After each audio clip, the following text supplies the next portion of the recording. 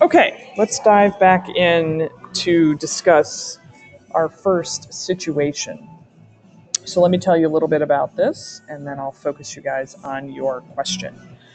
So we are working with a company that you may be familiar with called Keurig, which, as you know, is a manufacturer of these kind of one cup in-home coffee brewers. They also have office versions, commercial versions, and then they also sell coffee pods, carafes, accessories, etc. Your firm, you're part of the team that has been hired to review the current sales strategy. And the client, the company, has some strategies in mind, but they want to make sure they've considered all of their options to focus on the most optimal opportunities. So the main focus of Keurig is as a consumer products, kind of appliance company. Most of these products today are sold online in a variety of retailers that you might be familiar with, Bed Bath Beyond, Kohl's, Target, etc. So what we want to brainstorm is the possible sales strategies that you think that Keurig could use to sell their consumer products, to sell their coffee pots, the accessories, the pods. So what I want you guys to come up with is a list of ideas, like very specifically, how could they sell? So we're talking much more about the placement, the distribution, maybe a little bit of the promotion. Come up with a list of as many ideas that you can think about in the next 2 minutes, and then I will get some of those ideas shared by all of you. All right? Ready, set, go. Talk about a few of your ideas.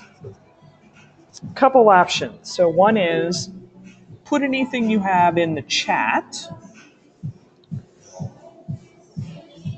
And then also we can go around the room and have people share. I think going around and sharing works for us because I'm the only one who's logged into the, yeah, I'm the only one logged in. Let's commence the sharing then. What should Keurig do? What would you guys want them to do?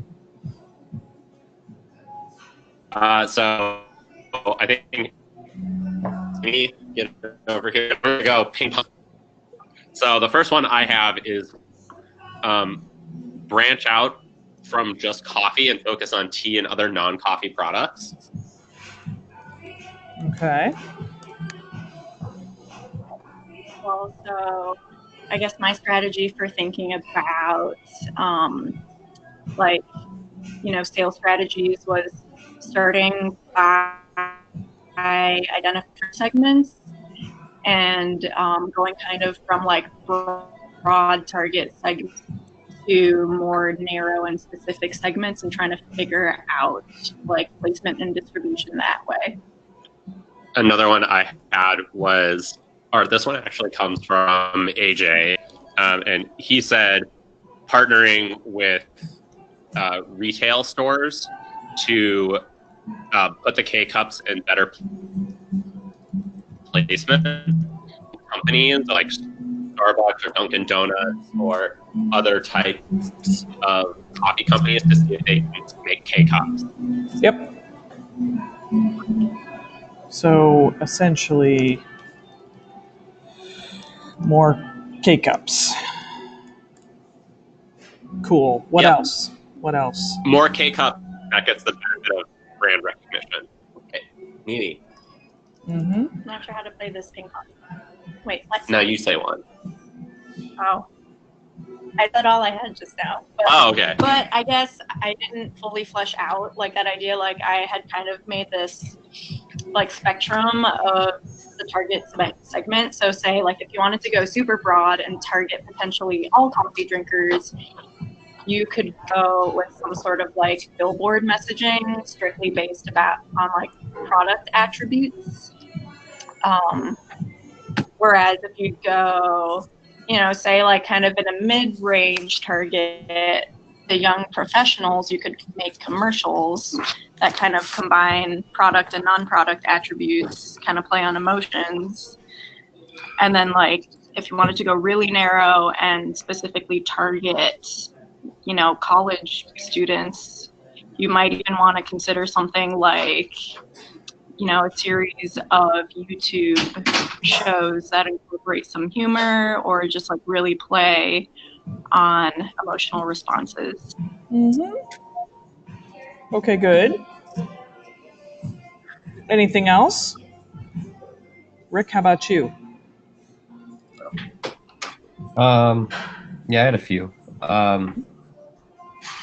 One that I think is different than what has been said before was potentially forming a small sales group to target specific, just like large businesses, um, such that, common problem I think everybody's seen at their company is like the coffee machine's never, full or whatnot.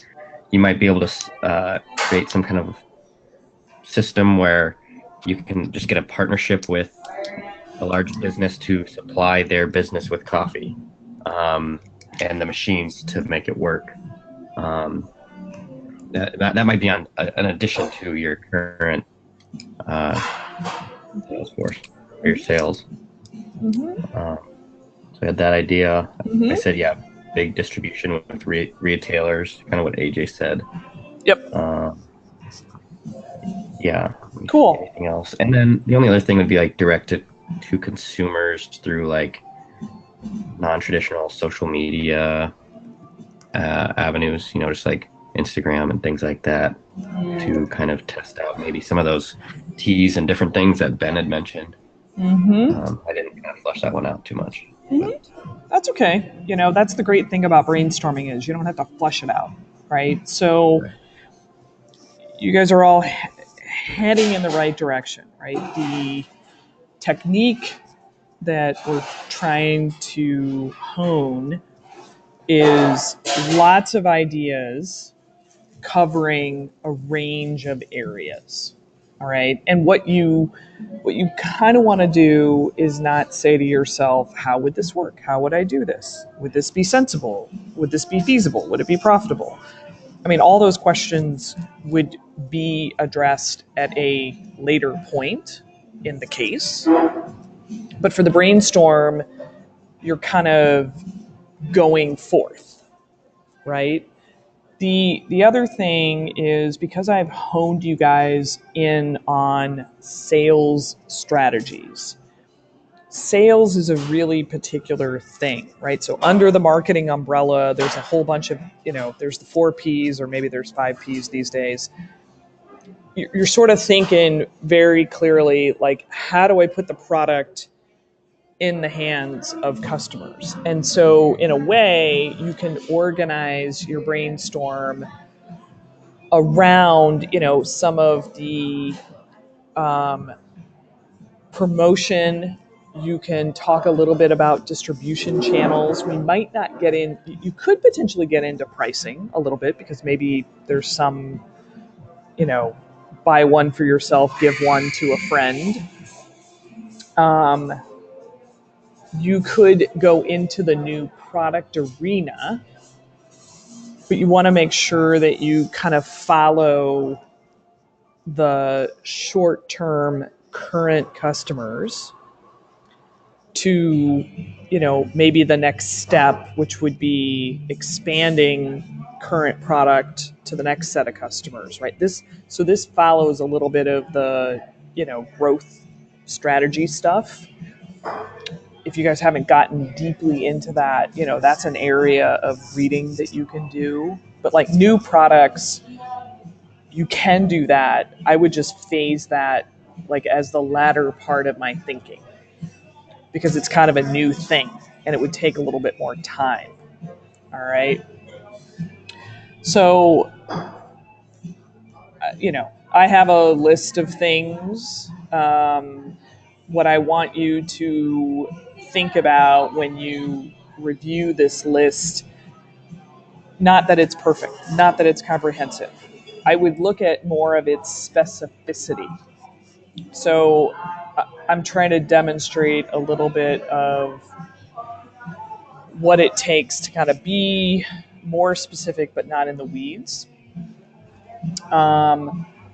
So, they could have company-owned stores. They put Keurig stores. They could have these special experience stores where you go in and there's a whole coffee service, and maybe they serve stuff associated with coffee.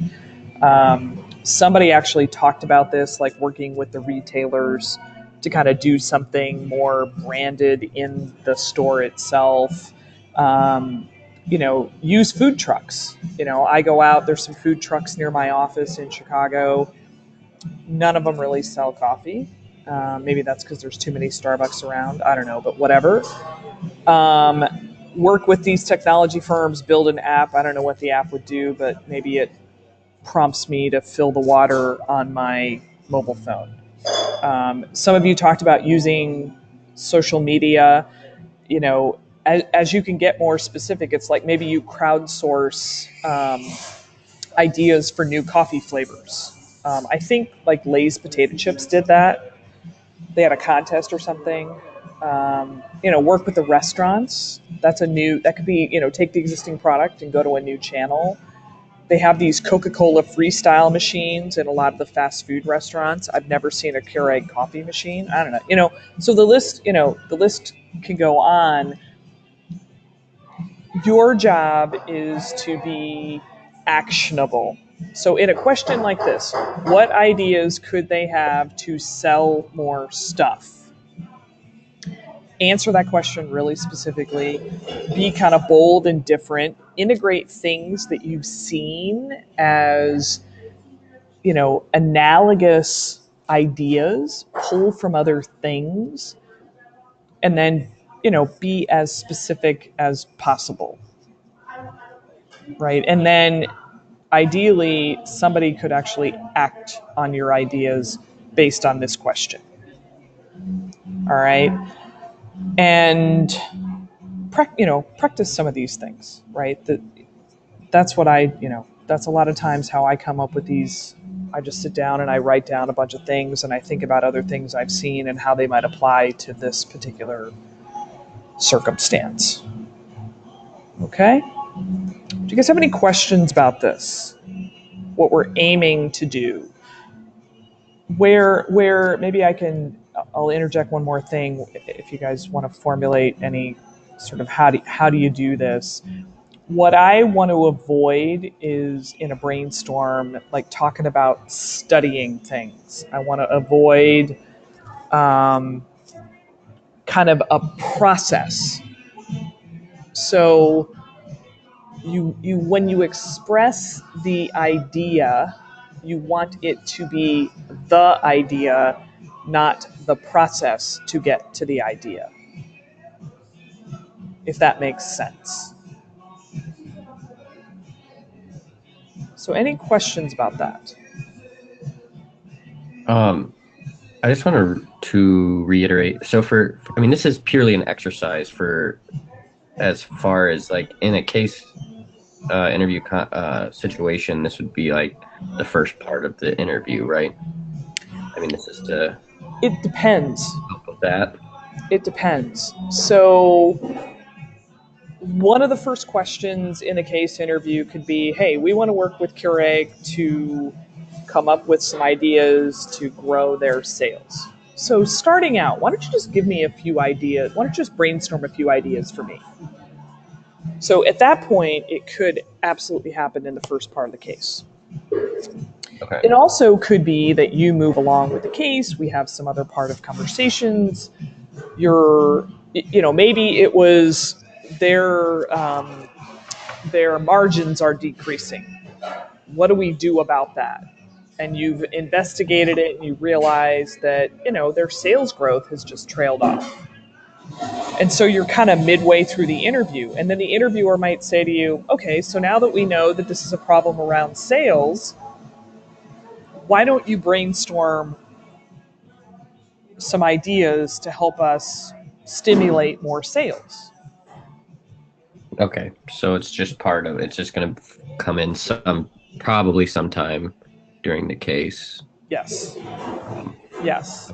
And it could be that I, the interviewer, don't even ask you that question. It could be that you figure out that it's a sales problem, and then you say, I want to think about some solutions for this. Let me jot down a few ideas to kind of talk through, and then I can prioritize them. Right. So that's a circumstance where you are doing the brainstorming and you're initiating it versus being asked. Okay.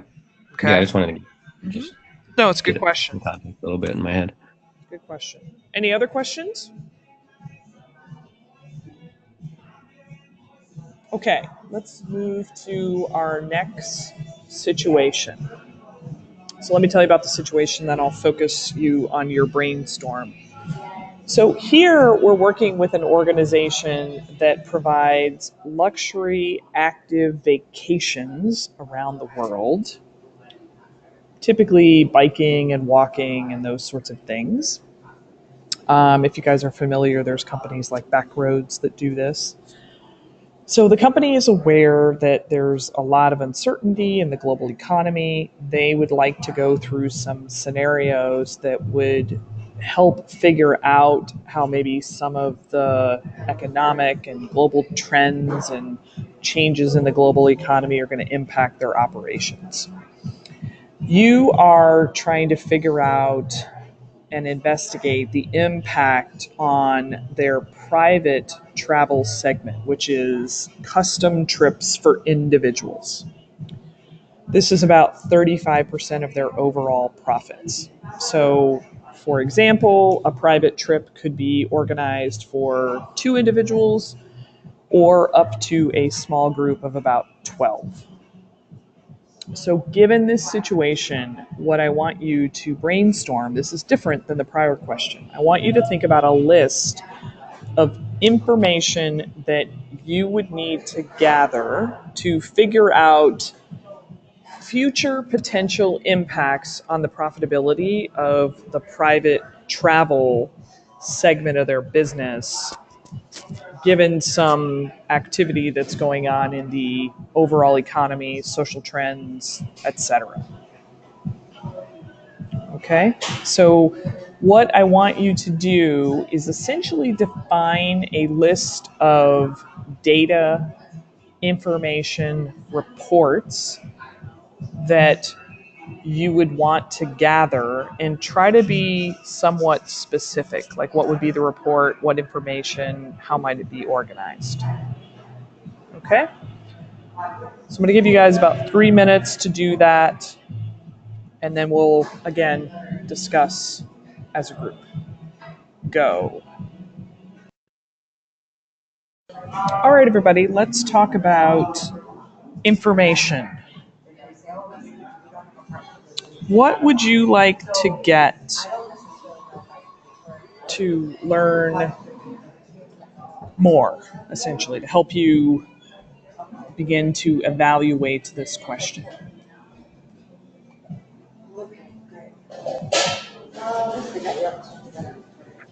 Um, so for the room full of OTMs, our first thought was fixed costs and variable costs of the fixed costs to the agency and then the variable cost of planning the trips.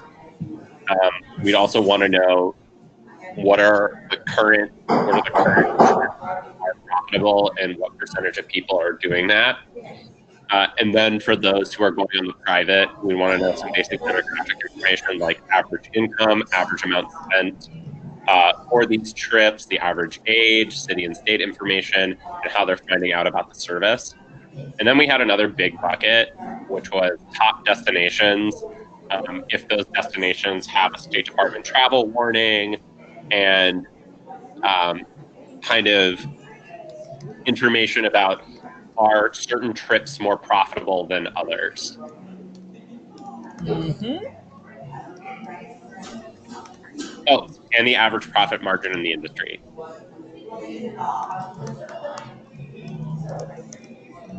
Mm-hmm. And, also just basic economy information, and I will go to in depth, but basically like economic growth rate, inflation, just kind of get an understanding of what the economic picture look like. Yep. I think that's great. It's a great list. Anything else? Rick, do you have any other items that you were considering? Yeah, I took a little bit different approach, I think. I had some of the stuff about profitability. Um, I wanted to know like a list of segments of these active vacations. I'm assuming like you kind of know you have, a biking, like if somebody, they're specifically want to do biking or they're going to specifically want to do like hiking or specifically want to do skiing and they're not going to want to like, you can't get them to a skiing trip and just say, well, we'll take you on a biking trip. That's not going to satisfy the customer. Um, so I would like a list of like the segmentation of the business, what kind of like travel partnerships and lodging partnerships you have that the company has, and what kind of backups they have in place. If you only have a sole provider of travel, and they're impacted by the economy for some reason, you're kind of like prone to risk of relying on them too much. So if you have like multiple travel alliances with whoever, that would be beneficial versus one travel alliance. What our insurance policies are and coverages, for backing up like cancellations and delays, and what we provide as insurance, and then just reports of like seasonal demand by segment. So like you're not going to send somebody on a skiing trip in the middle of summer in North America. Um, so just what that looks like. Um, I think that's pretty much everything I Cool. had.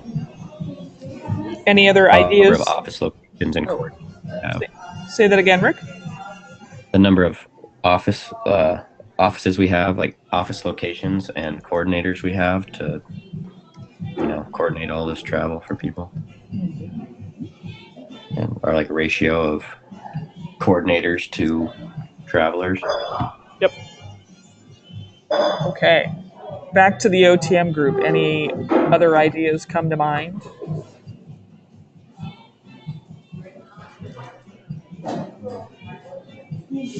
Okay, cool. We're good. All right. So good. I mean, all that is great. You guys are being really specific.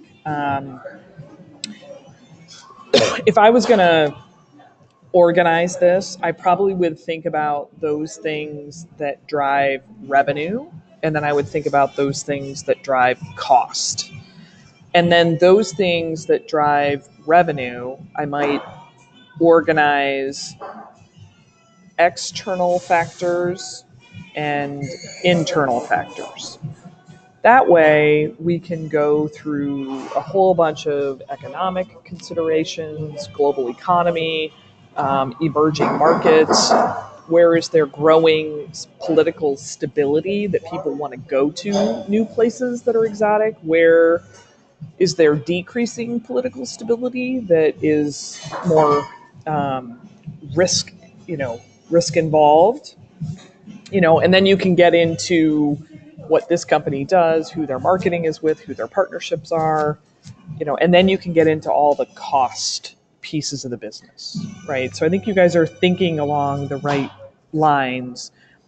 This is the kind of question where the hope would be that you'd sort of work down the P&L. All right. Now, when I put together a list of things, I don't know that I particularly did that, but do as I say, not exactly as I do.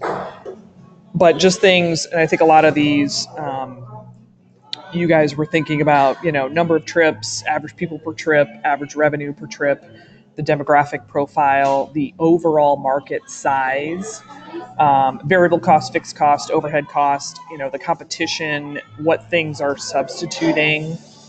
I would want reports on industry trends for tourism.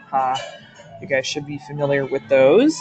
Um, you know, what metrics drive this industry and how are those metrics maybe changing. Like one of the big factors in travel is exchange rates and the kind of cost indexes, and what the firm has, maybe some of the initiatives that the firm has taken to kind of improve its business, and that list can go on and on. So I think in general, you guys were heading in the right direction.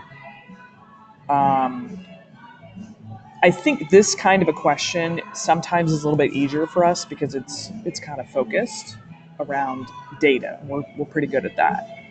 But you will also get this kind of a question in a case, and not just if you're a finance type person, but a lot of times it's like, hey, if you're going to do some analysis, what information would you want to have? So nice job on that. Nice job. Let's do the next one, and this will be the last one. This will actually be similar because we've done some of these already, but we're going to do it as a brainstorm now. So our last situation, we're working with a frozen novelty company. We will call them Frozen Burt. And by frozen novelty, I mean things like frozen treats that you eat. They have recently hired a new CEO. This person was brought in to increase the profitability of the company. Right now, the company makes frozen novelties in a variety of different flavors, forms, packaging. They sell through major grocery retailers. They have products like popsicles, fudgesicles, fruitsicles, and in a variety of flavors and forms. So, small, big, large packages, mini, all that good stuff. They have always done well financially, but for about the last 8 quarters, they have seen a small but steady decline in their profits. So one of the questions that you would want to address is, what are the root causes for the decline in profitability? So what I want you guys to now do for this brainstorm is to identify what could be driving a lower level of profitability. What's taking the profitability down a little bit each quarter, and try to be as specific as you can. All right, so let's take 2.5 minutes to go through this, and then again we will discuss. Go. Figure out what is the potential set of challenges at Frozen Burt. So let's list them off. What do you guys think could be going on here? So it's my computer, so that's why I'm being the spokesman today. We kind of put it into a couple of categories. We kind of put it into one bucket of kind of external factors, as we'll call it. And so some of the things are like consumer taste changes. There's like a broader economic trend of like a slowdown in the economy that's affecting their core business and it's affecting other businesses. There's an increase. There was like a new company that came around that's stealing some of our market share, and maybe that there's been a new fad that we haven't been able to get into. And then we put it into another bucket of kind of, revenue / costs of kind of maybe their overhead, an increase in our variable costs. There could be a decline in revenue due to, no new product lines. Maybe we've been stagnant. It could be that there's a decrease in revenue. A decrease in profitability will usually mean the decline in revenue. So trying to understand, is it that our distribution channels aren't as effective as they used to be? Kind of looking at the overall trend of how sales have been looking as well, because I think there's usually a direct correlation between sales and profitability. But that's kind of the broad categories that we had. I like that. Good focus on the organization and the categories and some pretty specific things. Rick, do you have anything to add? Yeah, so I broke it up just one category of what would potentially be driving revenue down, and another category of what would be driving costs up, whether that be internal or external. So for like revenue, it would be, is the overall market shrinking? And that would be due to food trends potentially.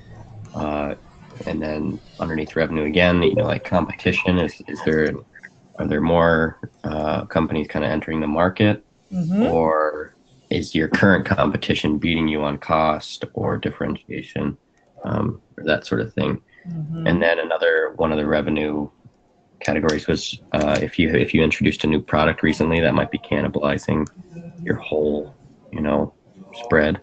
And then under costs would be things like, is there any new regulations on the foods or like suppliers you use through the FDA? Did your suppliers change their terms or their costs they're selling their supply?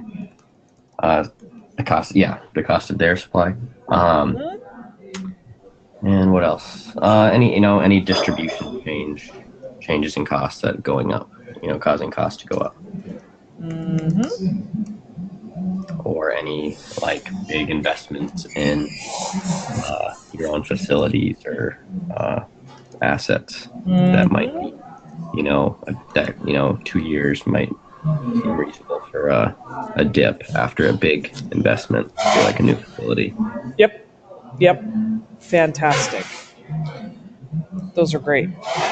Probably my only comment is when you all are speaking about costs, I'd add a little bit of specificity. Could be the ingredients, it could be the fruit, it could be the vanilla, it could be the milk, it could be the eggs. Give like a little bit of depth, just so people see that like you're in the frozen novelty world. Refrigeration, these are refrigeration things. Rick, one of the things you added that I think is a really nice, just deeper level of thinking is, a lot of times companies are in this overhaul phase, or they're upgrading things, or they've, built something new, and just the business hasn't yet caught up to it. So those type of investments, initiatives, sometimes we overlook that stuff. The only thing I would, maybe say, just as I was listening to you guys, that can add a dimension of creativity is, something like maybe 8 quarters ago, these guys had a product recall, or they had some sort of fraud, like something that was like a weird disruption to the business. When you come up with one of those things, people are like, "Ooh, that's kind of interesting." I mean, that's kind of a hard thing to do, and probably because I'm reading books constantly about fraud, it's always on my mind. But no, this is great. You guys have a lot of the good ideas, and I think going from the outside to the inside makes a lot of sense. And then don't forget about things where the company just is, as I describe it, like taking their eye off the ball. Missing trends. Maybe they're just not efficient. Maybe their sales is kind of lackadaisical. Maybe they've taken on too much debt. So all that kind of stuff. But in general, when you're talking about profitability, the more you can again sort of walk down the income statement, the P&L, that's going to help your organizing approach. Okay, really good. All right, well, hopefully again this just kind of triggers another area of practice and preparation. I happen to think brainstorming, like market sizing, is kind of a fun area. So as you know, you're able to integrate that into your practice. And just a couple of final comments to wrap things up. First of all, thank you guys for participating in this. I know Heather and Betsy and I are going to do a debrief. If you guys have comments, if you have suggestions, we welcome that. You know, this was the first time we did a program like this, you know, other than me sitting in the Starbucks, which is a little bit like a discotheque at the moment. It isn't always easy to do this on webinars, but I appreciate that you guys were engaged and involved. And for those of you that have watched the videos, I hope that's a resource that's beneficial. So thank you for that. Also, just a couple of tips, you know, make this practice a habit. I actually don't care if you are doing case interviews or not. I think any type of an interview, you're going to have a conversation about business issues. And this type of drilling and these types of activities just get your mind really nimble around having those in the moment extemporaneous conversations. So, you know, just making this a habit is great. I think as part of that habit, if you work a problem and you review it and then you apply some of these principles and then go back and work problems again, kind of that second go through can be a really nice way to just see how your thinking's evolved a little bit. The other advice I have is just to support each other. I mean, you guys are a very close-knit group. You're, you know, in your specializations, you have classes together, but it really does take sort of the support of each other, and from, you know, the second year class and the first year class working together to help progress. And that's, I think, just a wonderful thing about MBA communities. And then the final thing that I would tell you guys, and I heard some of these comments expressed in the mocks. I also heard them in some of the notes I've gotten back when I've sent out the recordings to the group that I've gotten to is, you know, gosh, I think this is great. I'm not sure yet. I'm not sure if I'm confident. I'm not, and that's very typical, by the way. I have probably 4 or 5 messages already on my phone where people are learning about interviews that are coming up, and they're saying, you know, gosh, I hope I don't blow it. I hope it goes well. And my only advice to you is to be confident. You aren't going to be perfect. We're not striving for perfect. We're striving to demonstrate and to show a set of capabilities. And if you feel confident about it and you have that mindset, and then you've practiced some of these skills, that's going to go a long way, because sometimes the difference is just in our thinking and our self-talk. Just that little margin, that little edge comes from our ability to just say, you know, I can do this. I can work through a case and think through it.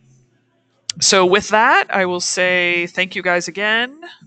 Have a great holiday season and break, and good luck with some of you have internships already. Some of you will be continuing to interview. Good luck with all of that.